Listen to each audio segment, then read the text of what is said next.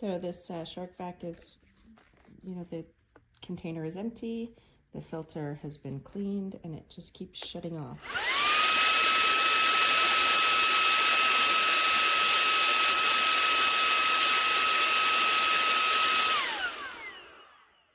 Don't know why. I haven't even had it a year.